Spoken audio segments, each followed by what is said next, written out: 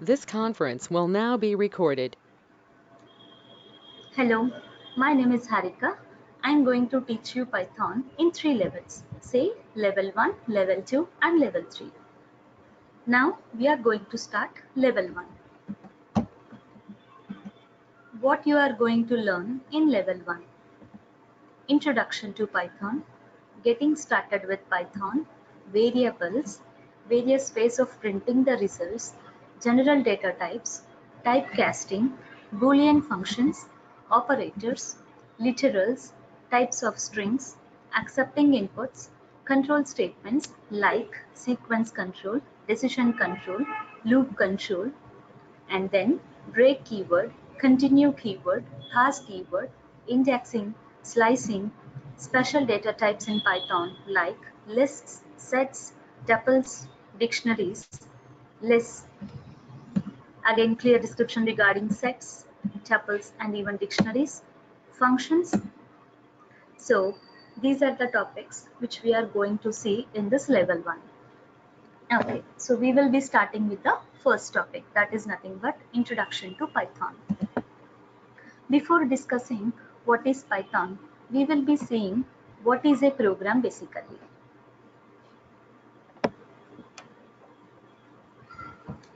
This conference will now be recorded. We heard the term program for many number of times, but what exactly program is? Sequence of instructions that are needed to be executed in order to get the results. Let us say I am giving some instructions to the computer. I am giving some instructions to the computer. What the computer will do, it will resolve these instructions step by step and it will be giving the output, result, answer or anything we can call. So what is a program basically? Sequence of commands or sequence of instructions given to a computer to get some result is called as a program. Let us say I am giving some instructions to you, like give you a pen, give you a book, like that. Why I will give instructions to you? Because I want something to be done by you.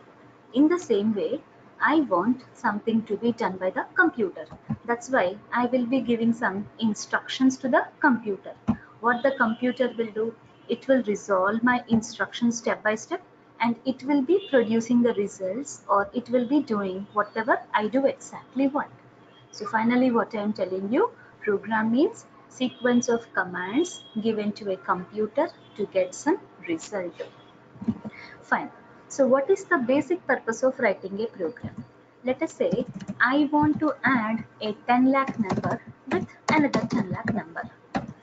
Without writing the program, if I want to do this manually means how you will do generally, like you will be putting the numbers one down to the other and you will be performing the task. If you do the task manually like this, there will be two problems. The first problem is I might be putting 4 plus 2 as 8 because I am a human being. Definitely I do mistakes. But if the same task is done by a computer program, it will never produce the erroneous results. It will never produce the erroneous results. So the first purpose of writing the program is to get the results in an accurate manner. Is to get the results in an accurate manner. Next, so if I want to do this task manually, like addition of 10 lakh number with another 10 lakh number, I might be taking some half an hour of time to get the result. Some other person is taking 1 hour of time to get the result. Some other person is taking 2 hours of time to get the result. But if the same task is done by a computer program, it will be taking just seconds or nanoseconds. You know, if what I am telling you is, if I do the task manually, I might be taking 1 hour of time, half an hour of time, any amount of time or lot of amount of time. But if the same task is done by a computer program, it will be producing the results in seconds or nanoseconds. See, for us 1 second is negligible, but for computer 1 second is so high. Actually, it will be having 1000 nanoseconds in 1 second. So the second purpose of writing the program is to get the results in a faster manner. What is a program? Sequence of commands given to a computer to get some result is called as a program. The purpose of writing the program is to get the results in a faster manner and also to get the results in an accurate manner.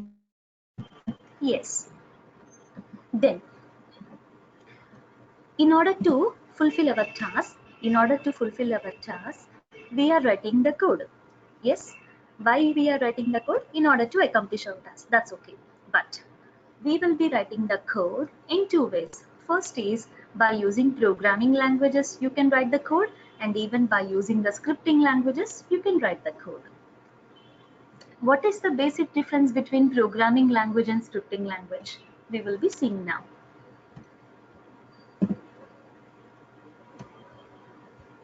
In programming languages, even though the requirement is small, even though the task to be done is very small, it requires lot of number of instructions. Okay, the task to be done is very small, but still to accomplish the task, we require lot many instructions. So as the number of instructions are less, more memory is required. So we can say that cost of maintenance is high, we can say, and even we can call programming languages like heavyweight. But in case of scripting languages, what will happen? In case of scripting languages, even though the task is small, the task to be done is large anyhow, within less number of instructions, we can fulfill that task. So as the code is less, as the number of instructions are less, maintenance cost will also be very less. So we can call scripting languages as what? Lightweight languages. In programming languages, what will happen? The task is small, but the number of instructions to fulfill the task is very high. Actually, task is small, task is large, that's of no matter. Many number of instructions are required for fulfilling that particular task. So cost of maintenance is high, and even it is heavyweight.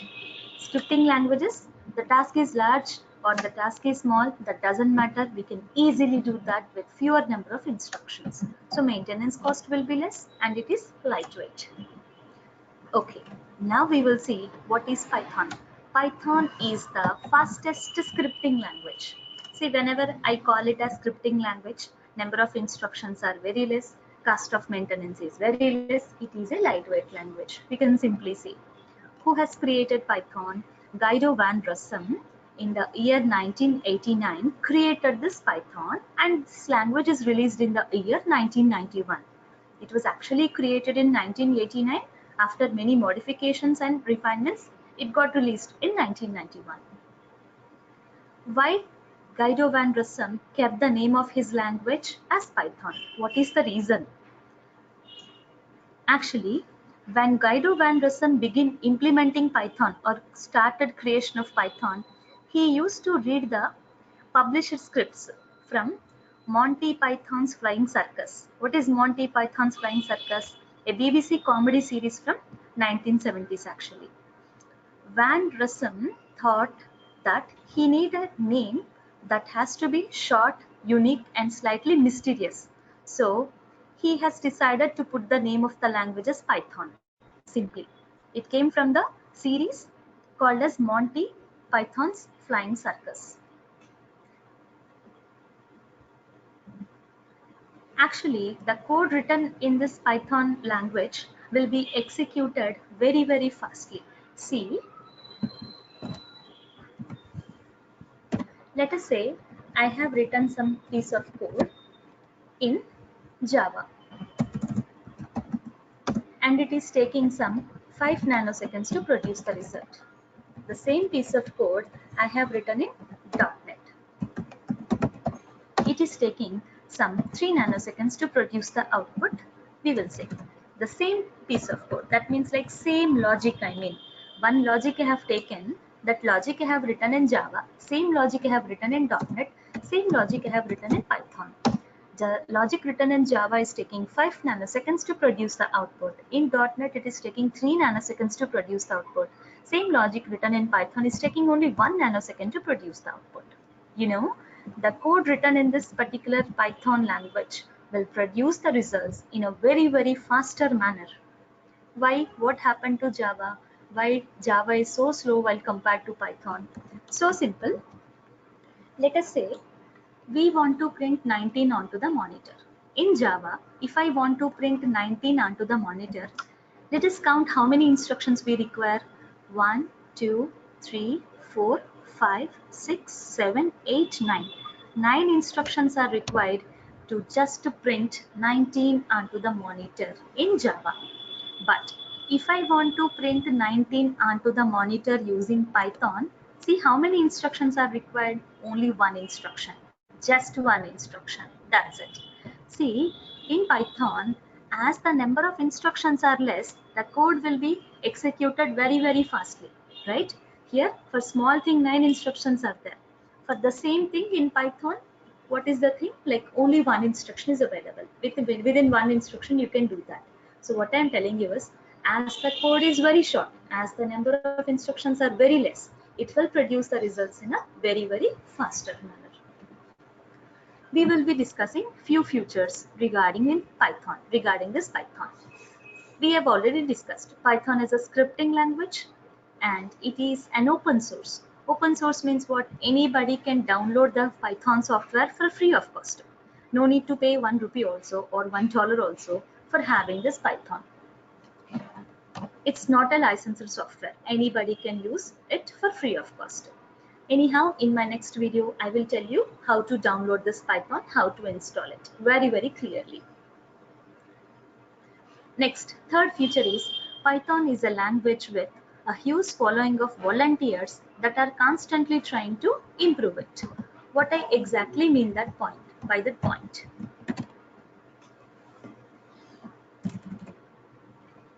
Let us say I am a Java developer, okay? From the last 20 years, I am working in Java.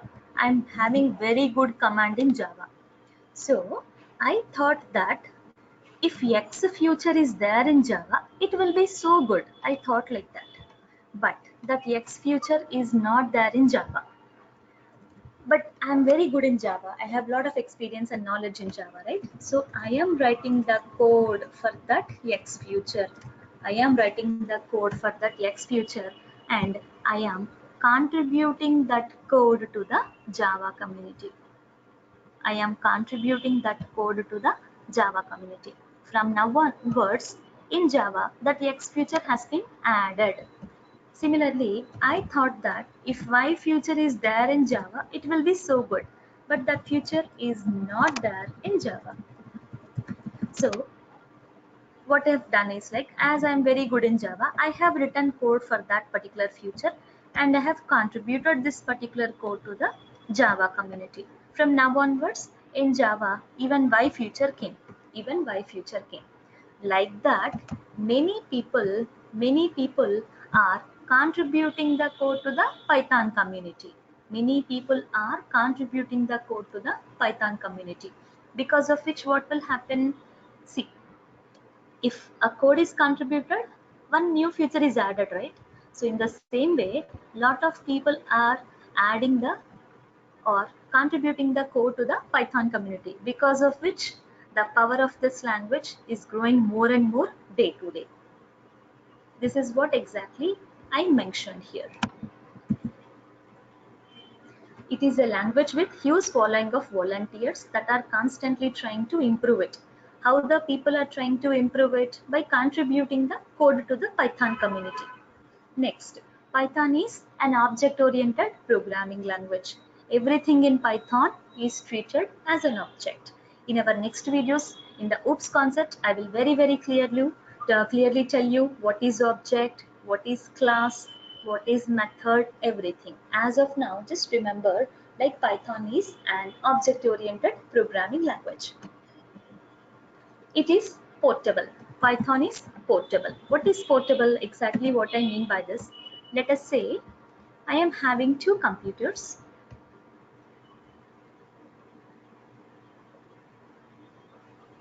Computer 1 and Computer 2.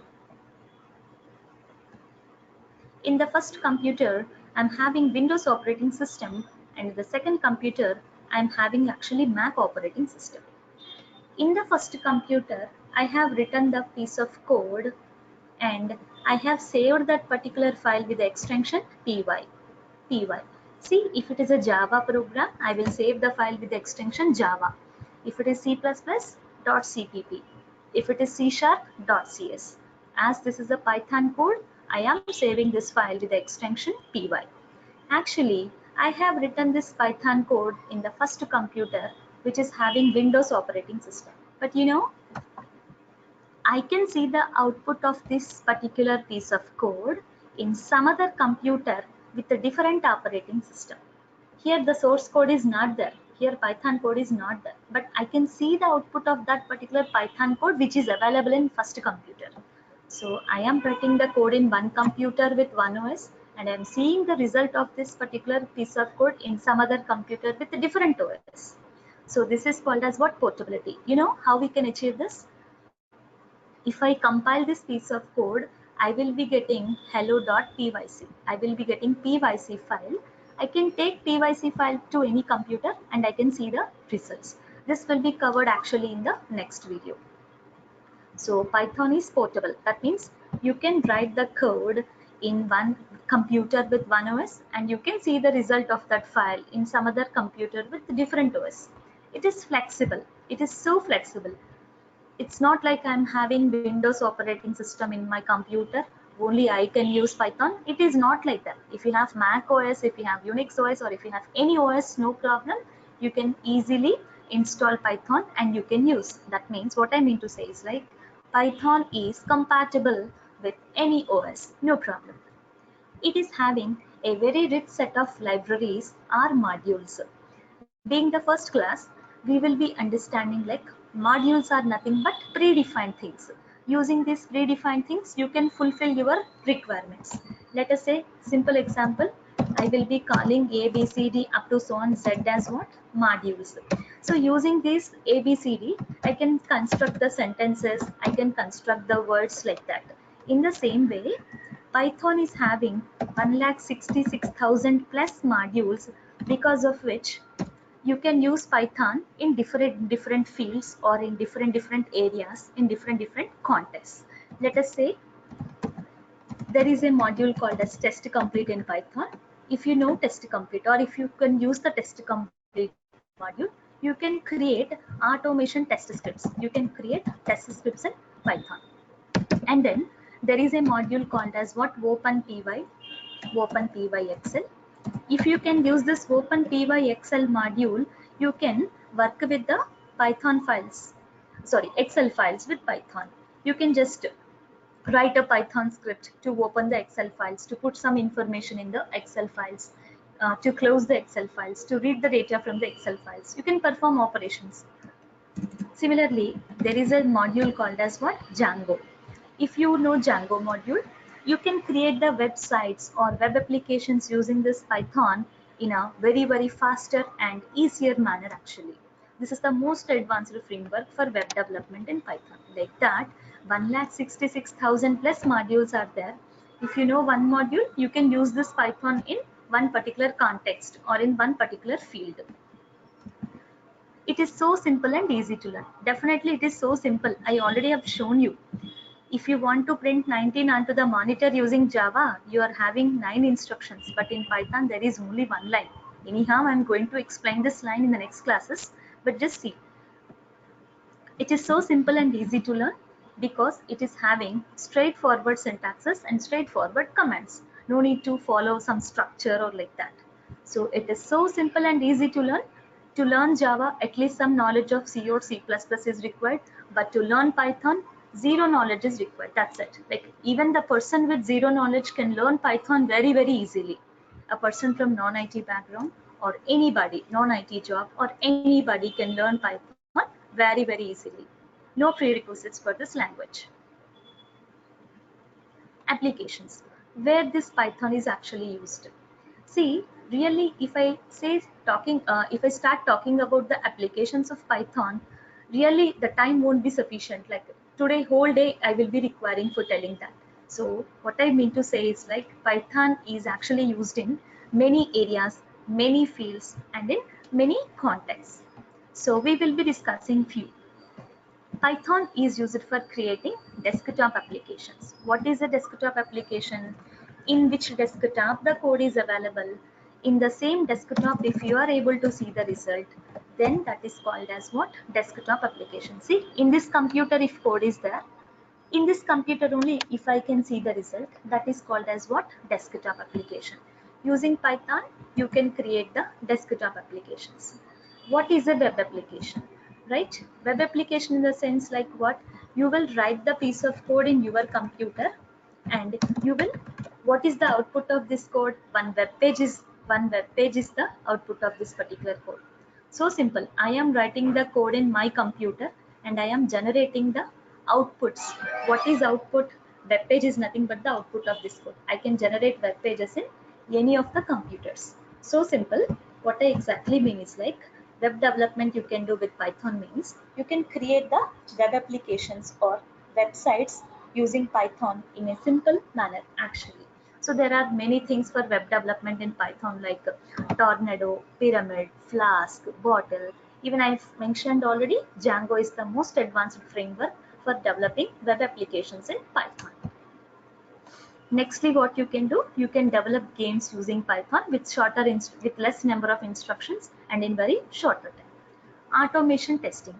You can write the test scripts in Python. Briefly, I just want to tell you what is testing. Let us say you and me are working in the same company. You are the person from development team and I am the person from testing team. I am the person from testing team. See, you have created a login form like this. Username, text field. Password, text field. And then the submit button. So being the developer, what you have done is you have created one login form. Okay. See, let us say I have manufactured a mobile. As soon as I manufacture mobile, I will not directly sell this mobile to the customer. What I will do, I will test it, whether touch is working or not, whether sound is getting increased, volume is getting increased and decreased or not. I will be checking, right? In the same way, once being the developer, once you have developed this page, this is not directly given to the client actually. I am from the testing team and I will be taking your application and I will be testing it, whether it is properly working or not. So as a basic example, I will tell you, let us say I have written some small piece of code and if I execute this code, you know what will happen? Into this particular username text field, if I execute this code, what will happen? Into this username text field, Harika is going. If the text field is editable, you will say that test case pass. If the text field is not editable, see, if I enter some values, the text field should take it, right?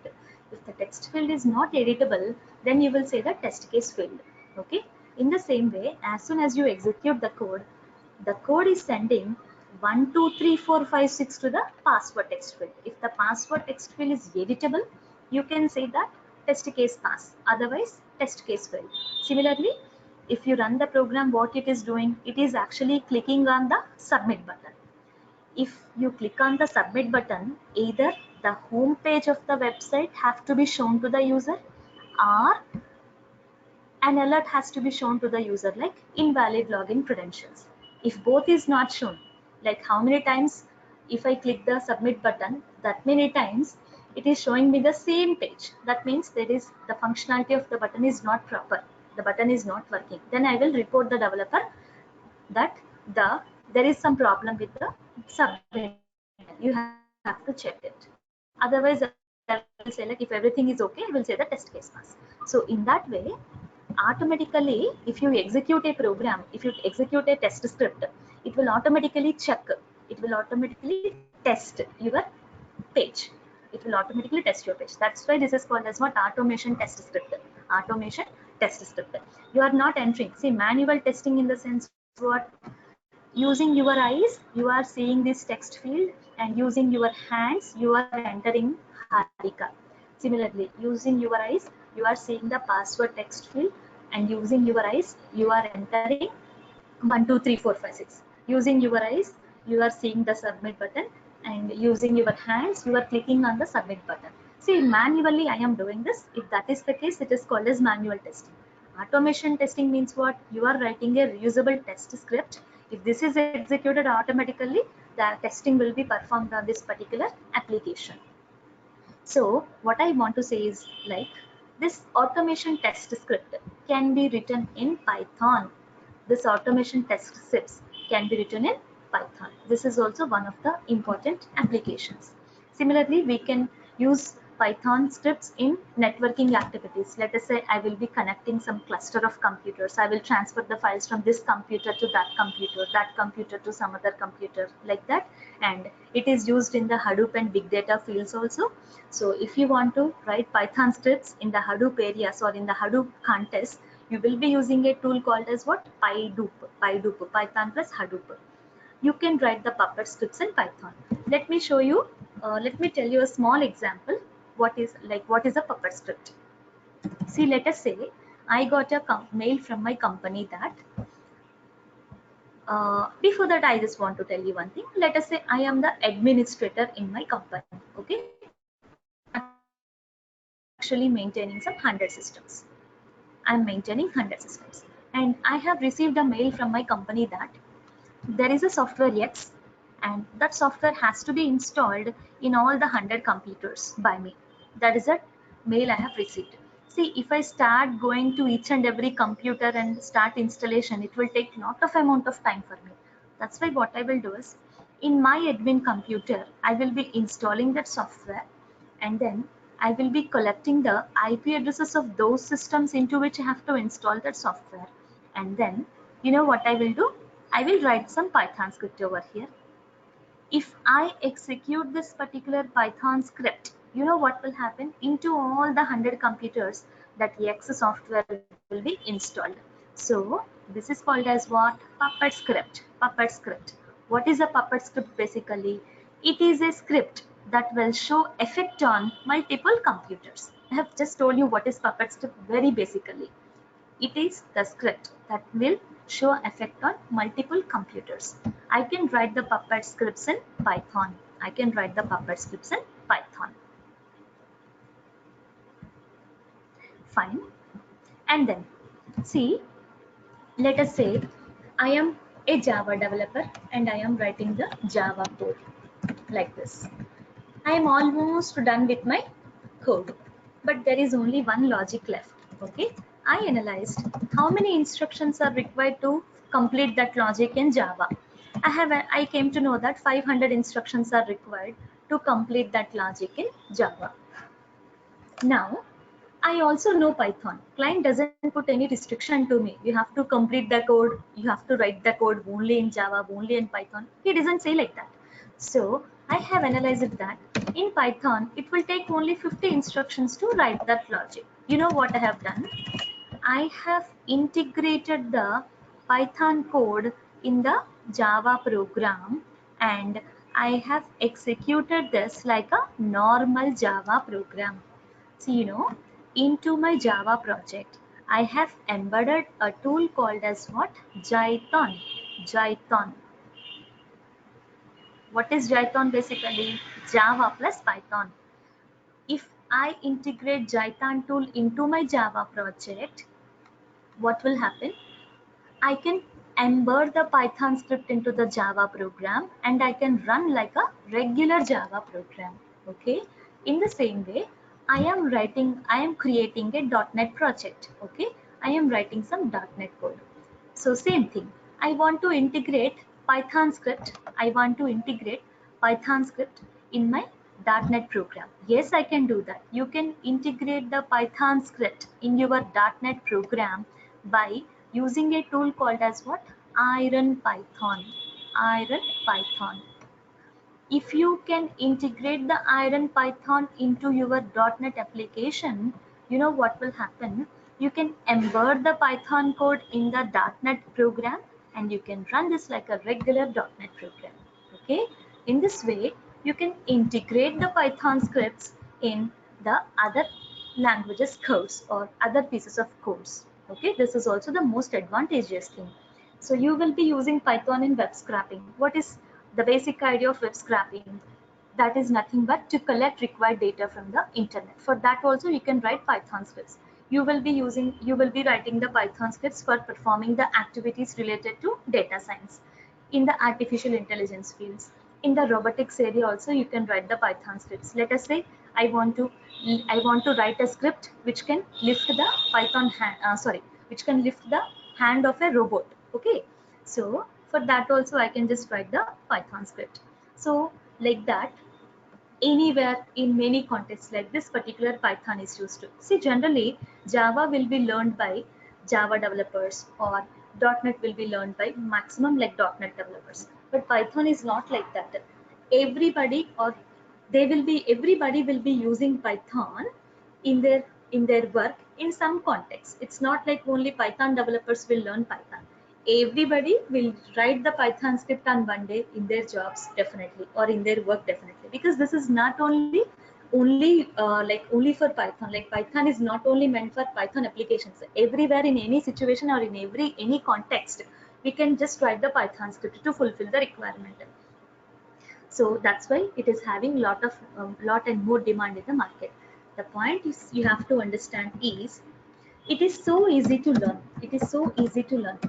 The script you are going to write is very less actually. As the script is less, the execution speed will be very high, very high. So, and this is actually having 1,66,000 plus modules. So if you can use one module, what will happen? Like you can just apply this particular Python in one particular context or in one particular area like that. So that's why Python is having a lot of demand in the market. I already told you, not only the Python developers, anybody or everybody can use this Python in their particular works or to just fulfill their requirements. This conference will now be recorded. So Python is also having few disadvantages. First is what? Python has a smaller pool of experienced developers compared to other languages like Java. See, Java is a very older technology. So Java supporters or Java community is very strong. There are many people are available for providing support. I'm not telling that Python community will not provide support. If we got stuck in any project, I'm not telling that Python community will not respond. It is also very good. But while compared to Java community, Python community is having some less number, like what we can say, small number of experienced people. This is the first disadvantage. What is that? Python has smaller pool of experienced developers compared to Java. Next is what? It is not at all a good choice for using Python in developing mobile applications. See, if you use Python for creating the mobile applications, they are damn slow actually. The mobile applications created in Python are very slow. That's why it is not at all preferable to choose Python as a language for creating mobile applications, as it is very weak in mobile computing. See, I told that it is faster than Java, it is faster than .NET, but you know, Python is actually slower than platform dependent languages like C or C++. I will be telling you in the next video what are platform dependent languages, what is platform independency, we will be discussing. But the point here to remember is it is faster than platform independent languages, but it is slower than the platform dependent languages. Next, generally after compilation, I will be getting like if there is any error, I will be seeing them. But you know, in Python, after execution of the program also, errors will be shown. I will be telling you what is compilation execution anyhow in the next video. This is also one of the problems. What is that? So after execution also, it is showing some errors. Next is what? It is almost impossible to develop high-end 3D game using Python. We can develop small 3D games in Python, that is okay. But A game with full-fledged features or highly sophisticated games in 3D cannot be developed using this Python. See, any language will be having disadvantages.